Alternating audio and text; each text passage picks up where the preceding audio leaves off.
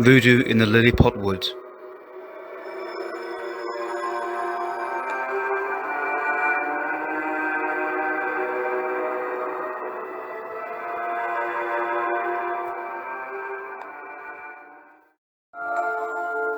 It was a windless night in Lillypot woods. It was also moonless, so that the figure who was draped in a black gown with a black hood could not be seen. But she could see perfectly well. The Hessian doll she held in her left hand was a crude one. It didn't matter. It was not a piece of art. Pieces of art are not designed to kill. This was. And it had worked perfectly on her other 3 victims. Each doll had been stuffed with a mixture of the victims' hair, bound together by their blood. She had created the dolls from a Hessian sack. She now placed the doll on the ground and took up 2 pieces of flint. These she held above a bowl filled with a little ball of straw. She began striking the 2 pieces together until they produced a spark. The spark caught the edge of the straw and produced a flame, and soon the ball was ablaze. Then she picked up the doll again. "Come all, you demons of hell," she said. "Come quick and fast to my spell. Come forth from the dark to smother her spark. So hark her funeral knell." The dry Hessian doll caught fire and burned rapidly. Only then did the witch's face come into view, as the light from the flames flickered and danced across her features. The lips expanded into a sick and gleeful smile.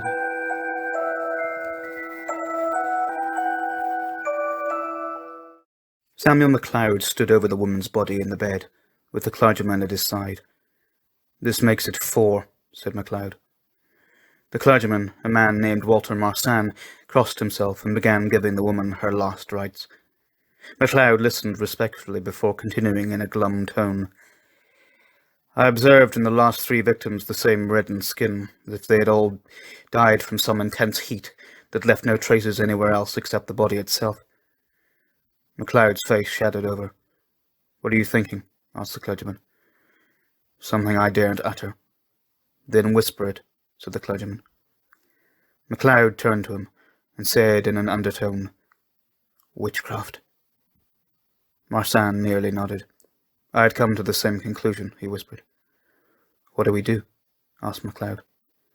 "We call in the one man who can help us in such matters." MacLeod's eyes widened. "Surely there's another alternative before we what? Find another dead woman? We must act now."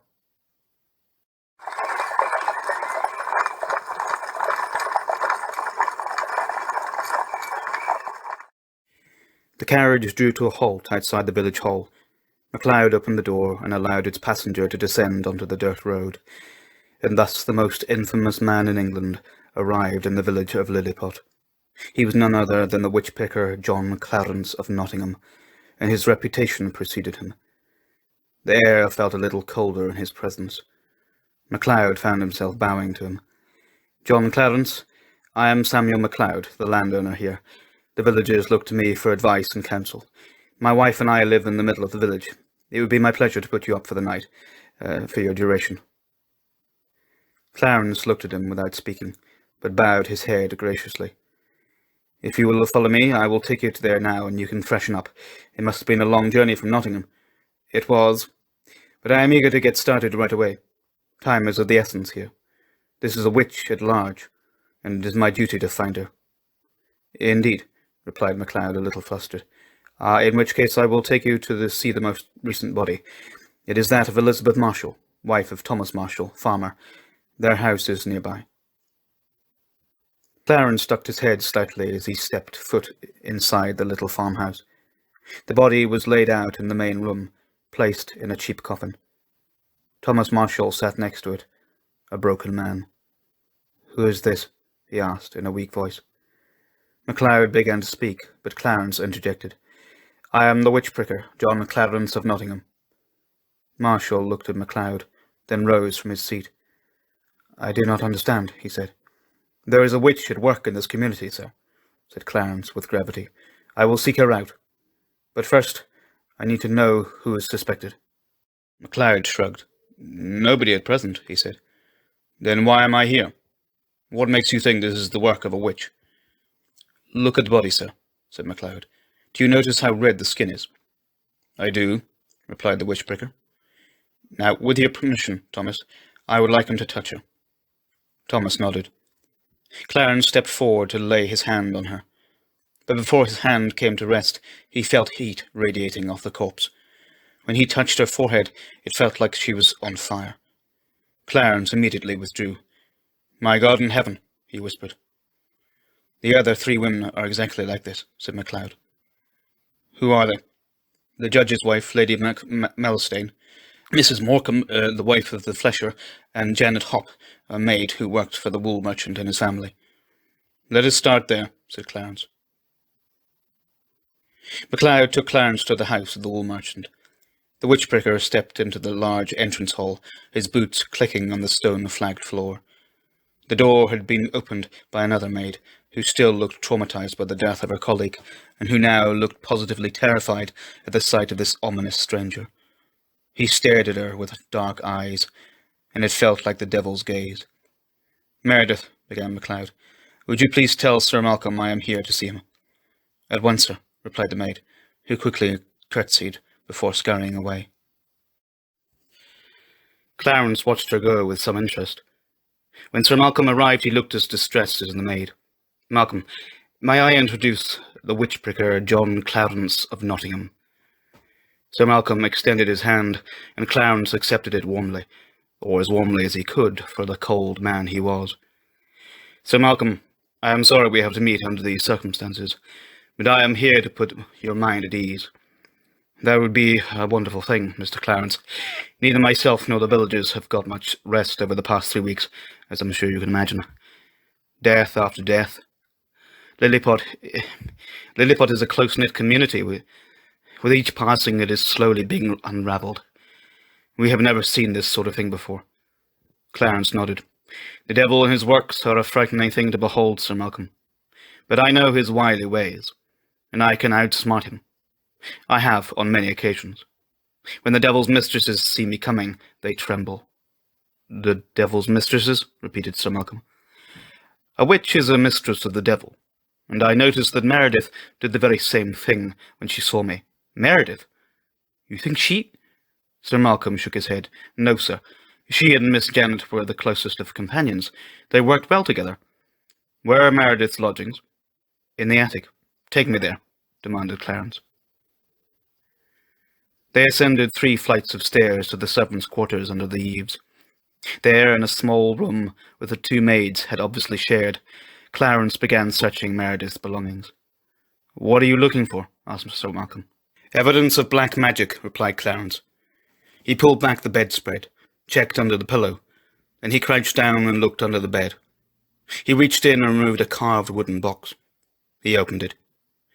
Inside was something nobody, except seemingly Clarence, expected to find, for he let out a roar of triumph.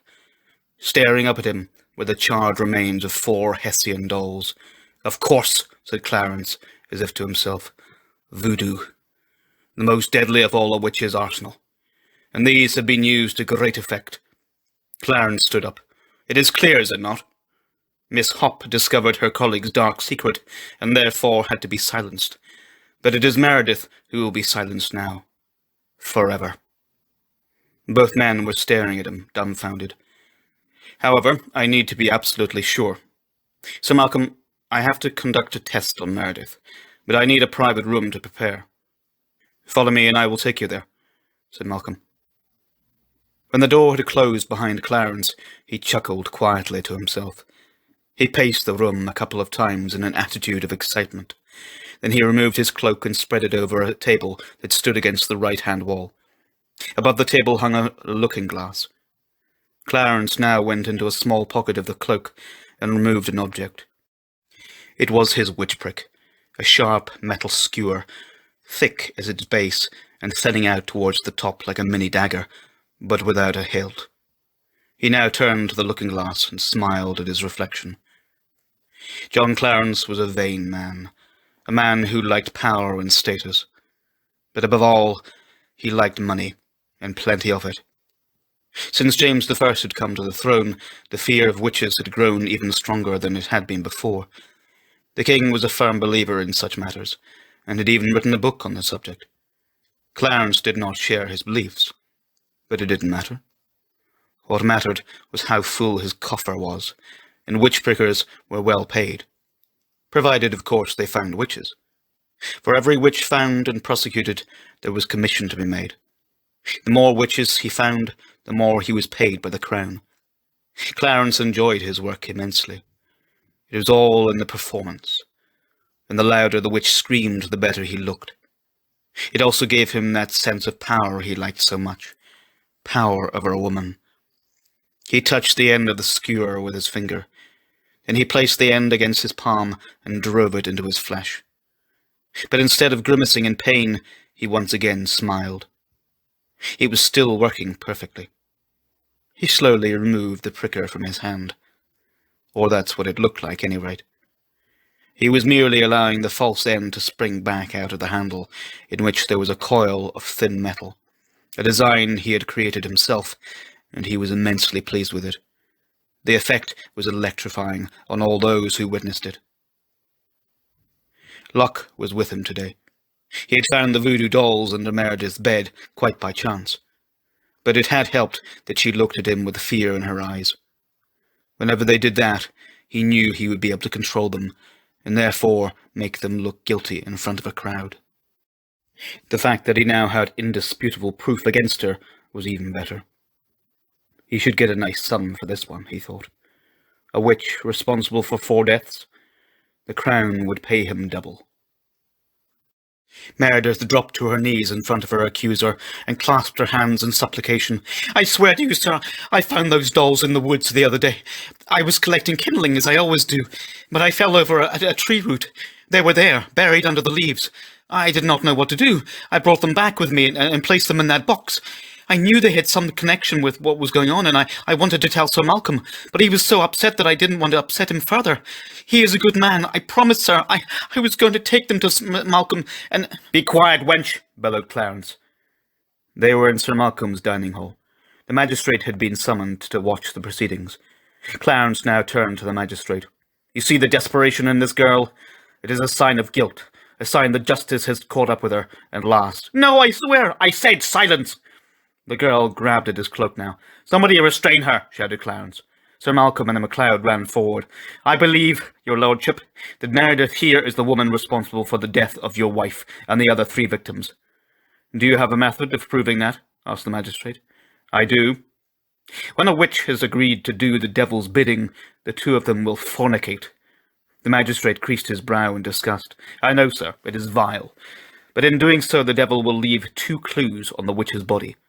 Firstly, his scent, and also a mark, which is the seal, a sign of the witch's bond to him. I will now check for both of these things." He removed the pricker from his cloak. Meredith stared at it in sheer terror. "This is a witch prick. It is a tool that has been used throughout the whole of Europe, and it has proved extremely effective in finding the devil's mark. The seal should be numb to any pain, as it is, of course, not actually part of the body itself. Therefore, if I stab this into the mark, the witch will feel no pain, nor will it bleed. This is the proof I am looking for. But first I must smell her. The scent I am expecting to detect will make me retch, for it is a vile smell, a mixture of sulphur and urine. However, only I can smell this. It is a gift that I and other witch-prickers possess, a gift from the Lord, telling us in no uncertain terms that this is our calling." He bowed to the magistrate, who bowed back. Then, with dramatic flair, Clarence took a deep breath in and let it out again, as if preparing himself, then placed his face close to Meredith. He took another deep breath in. Immediately after, he flung himself away, coughing and spluttering. He collapsed to the ground in a great show of being suddenly overcome. The magistrate let out a gasp of shock and went into his aid. "My dear sir, are you all right?" Clarence put a hand to his head. Like I said, the smell is vile." He turned and pointed menacingly at Meredith. but I have never in my career smelt it so strongly as I have just done now. This woman is most definitely guilty of witchcraft." He stood up. "And now to prove it beyond any doubt." He advanced on Meredith now, who was still being held by MacLeod and Sir Malcolm. She began shaking her head. "No, stay away from me," she screamed. "Expose her arms," shouted Clarence. Her captors drew back her sleeves. To Clarence's great delight, there was a large dark mole on her left arm. "That looks like it," he said. Meredith began struggling wildly. "Hold her still," said Clarence. He placed the point of the witch prick against the mole, and in the next second drove it into her. Clarence then removed it. With more drama, he let out a gasp of triumph. "And there you have it. No blood. Proof that she is a witch. It is not true. A confession now would be beneficial to you. I have already told you the truth." "Have you indeed? I did not think so. Perhaps I need to go back to my carriage and retrieve the penny-winkus, a finger-breaker. We should soon get a confession then. And if that didn't work, I would rip off your fingernails and plunge red-hot needles into the raw flesh beneath." Meredith's eyes widened. "What say you, witch? Would you like that?" "No!" screamed Meredith. "Then confess to your sins now, and I will opt for the lesser penalty." "I confess it," she screamed. "I confess I am a witch." Clarence turned triumphantly towards the magistrate. "Once again I have succeeded in finding a witch. We may all sleep soundly tonight."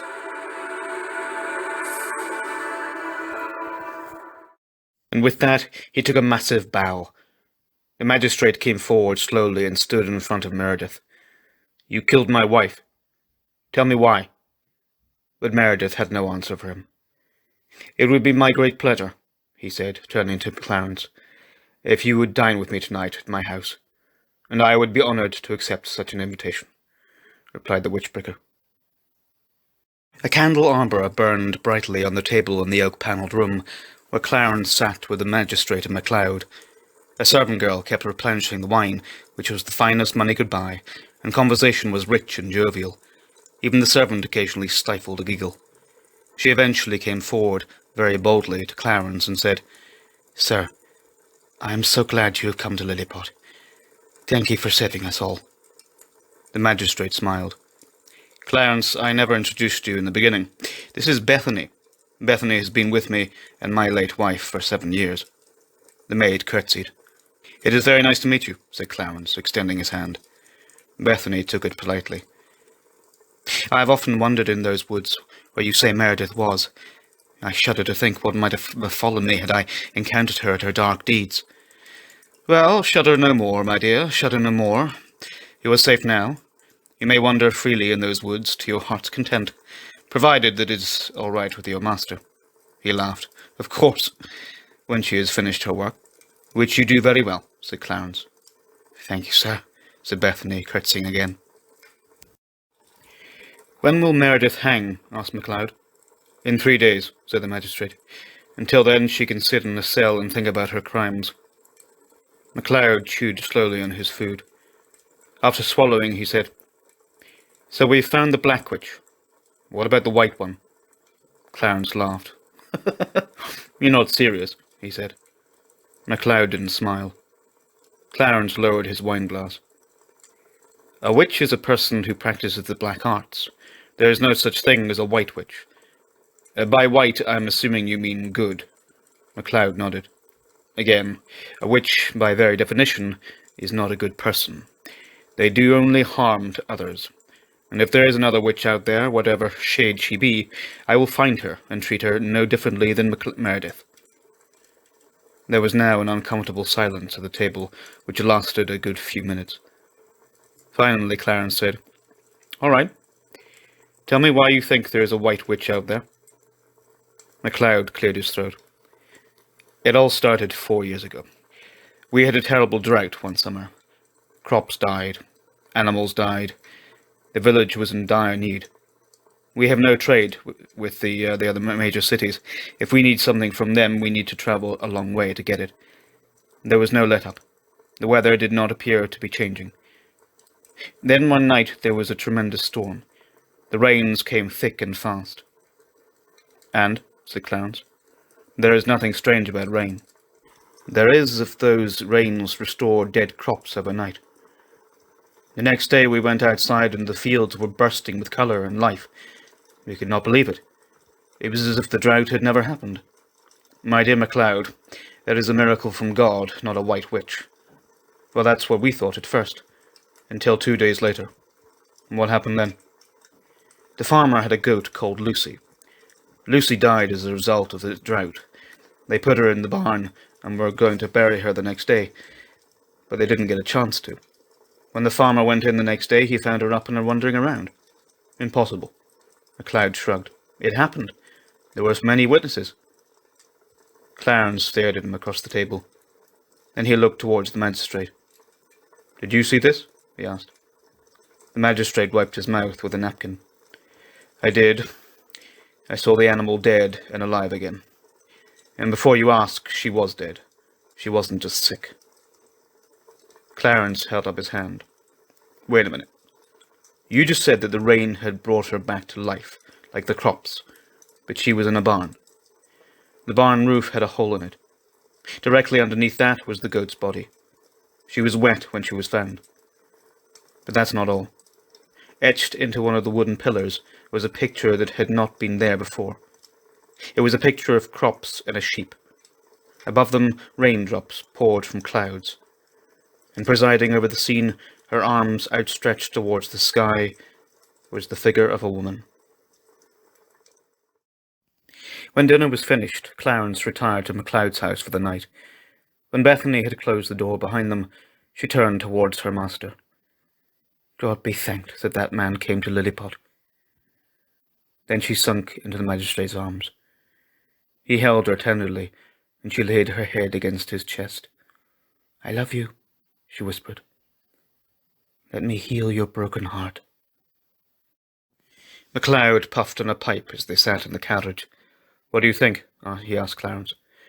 "It is certainly intriguing, but it was 4 years ago. Has anything similar happened since?"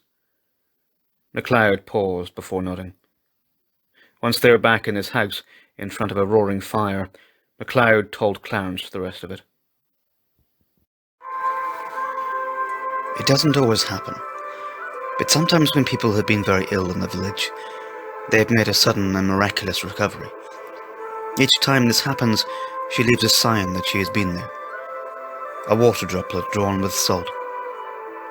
I think whoever this is able to somehow manipulate rain or water to cure ailments.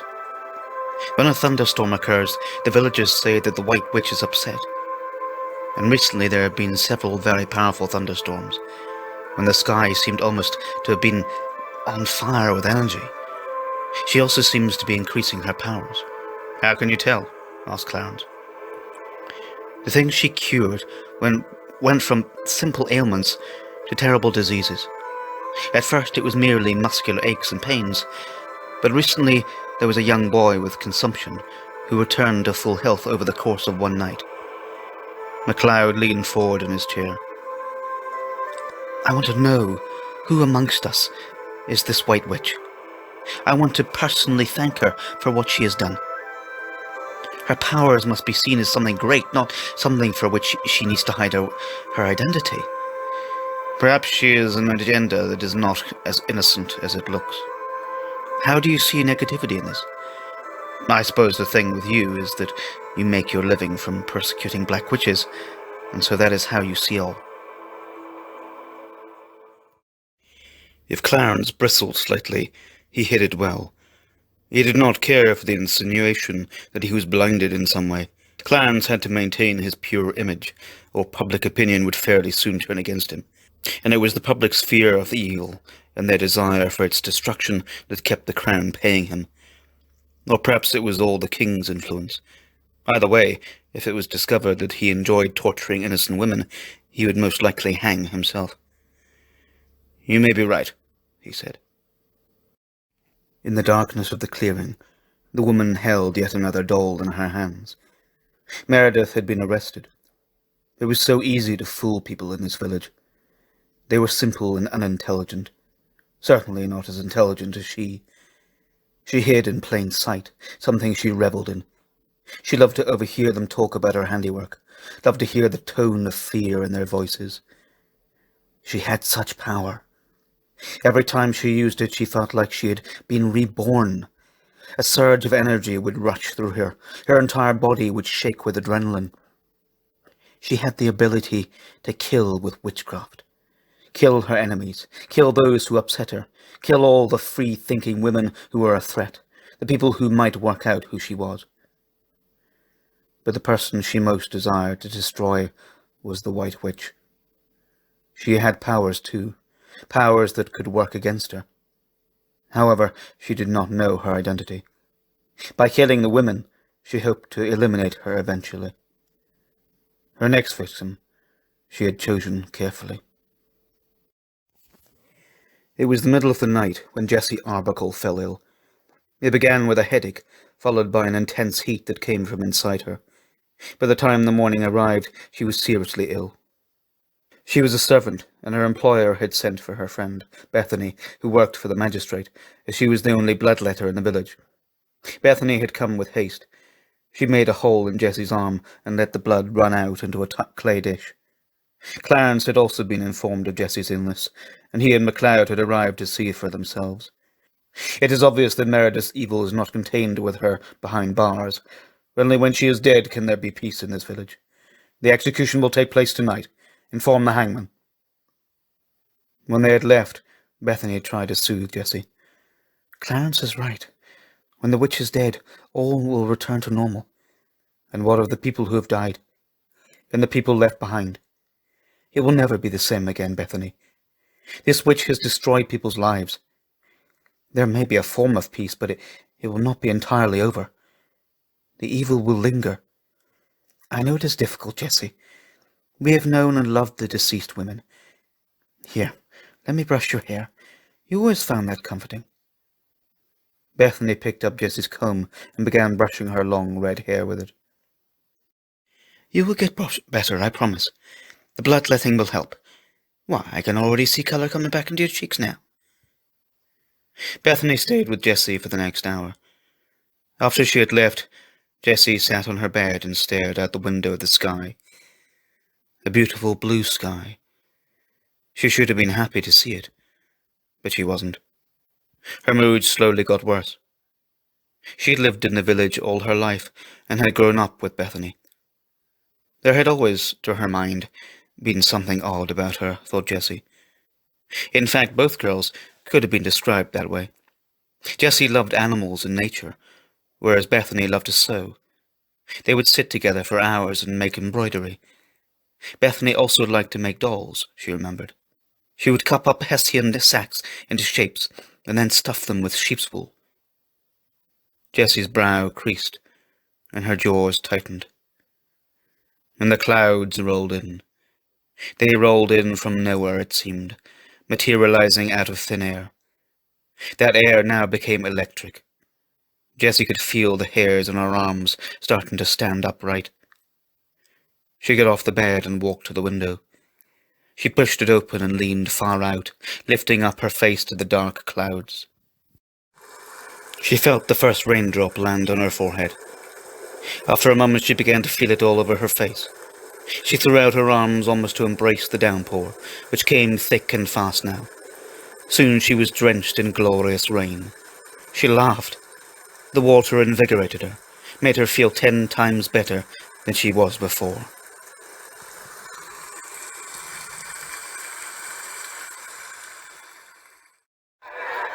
The pathway was lined with people, all carrying flaming torches. Meredith was being dragged along that path, screaming in terror. Up ahead she could see the hanging tree. The rope had already been slung across the huge bough, waiting for her neck. Meredith had never been so scared in her life. The clergyman went before her, reading from the Bible, and before him went Clarence. The hangman was already waiting at the tree. "For the love of God, I'm innocent," she screamed. "You have no love of God," said Clarence. "Only Satan. String her up!" The hangman lifted Meredith in one hoist onto the stool which he had been brought. He secured the rope around her neck. Then, without pausing, he kicked the stool from under her. Meredith twisted and writhed for about 2 minutes before she went still. And during that time, The crowd cheered her on. "The witch is dead," shouted Clarence. A great roar arose from the crowd now, before they slowly dispersed.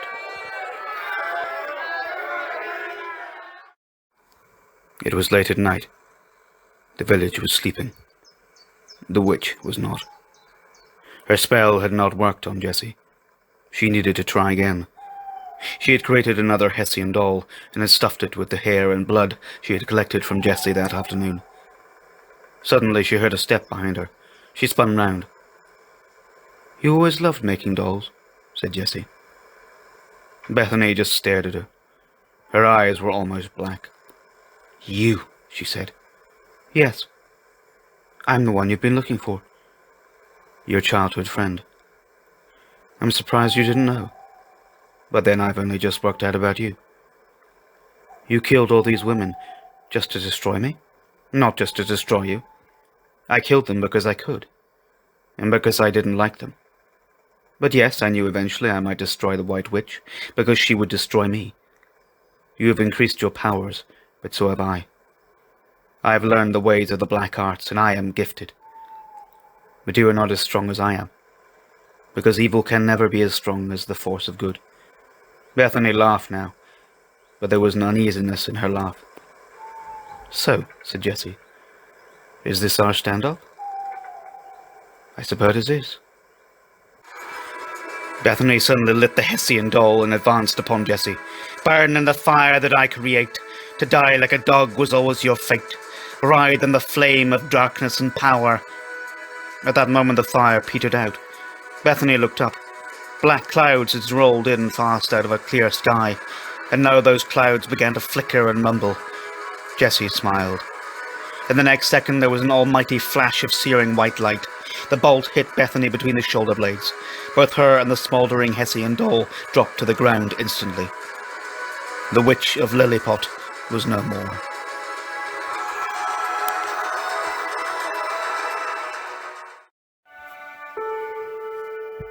"Well," said Jessie, as if talking to herself, "I got her." She turned slowly to face Clarence, who was standing behind her in his robes. "That may be so," he said, "but I've got you. I don't know what you are exactly. A witch? A demon? But whatever you are, I'm not letting you go." He produced a pistol from under his cloak. "I never believed in witchcraft. It made no difference to my work. But now I have a specimen like you to take back to the king. And what a gift you will be. I shall want for nothing after this." It began to rain now. Clarence felt the gentle droplets on his face. Jessie was silent and still. Then she spoke. "You have no idea of the situation you're in, my dear sir. You think I didn't know you would come to Lillypot? I knew." "What are you talking about?" asked Clarence. "You are the famous witchbreaker, responsible for countless innocent lives, like the life you took earlier tonight. But you are finished, Clarence. No more will you continue this line of work." The rain began to get harder. Clarence felt uneasy now. His heart was beginning to pound. In the next moment Jessie turned deliberately and began to walk further into the graveyard. Clarence just stood there, still aiming his gun. Jessie walked up to the line of freshly dug graves. She stood before them and raised her arms. In that instant the ground began to shake. Clarence felt it under his feet like a small earthquake. And he now watched in utter amazement as the coffins began to emerge slowly from the ground. The rain was torrential now. The nails that held the coffin lids in place suddenly blew off, along with the lids themselves, revealing the corpses inside. The rain began to soak them until the coffins were almost full. And then something happened. They all began to stir. One of them coughed. Another sat up with a start. Clarence lowered his gun. All 4 women were now alive again. Another bolt of lightning came out of the clouds. It struck a nearby tree. The base of the branch exploded, and the whole thing came crashing to the ground, along with the dead weight it had been holding. Rain poured onto Meredith's face. She moved her mouth and groaned. Then, in a flash of consciousness, she opened her eyes and sat up. She grappled with the rope around her neck and managed to remove it. She was breathing heavily. Back in the graveyard, something was happening to Clowns as well. The gun slipped out of his grasp. He blinked several times. "What have I done?" he said to himself. "God forgive me." He looked to Jessie now with fresh eyes. "You are a miracle worker. What is your secret?" "The rain," she said. "It has many mysterious qualities to it. Healing qualities. It took me a long time to harness them. At first it was only ailments. Now you can restore life. But you have done something to me too." "Yes. I cleansed you of all evil. The rains washed away your darkness and have revealed the light inside you. Go forward now into that light, and you will slowly heal the wrongs you have committed. But you will also never forget the day you came to Lillypot."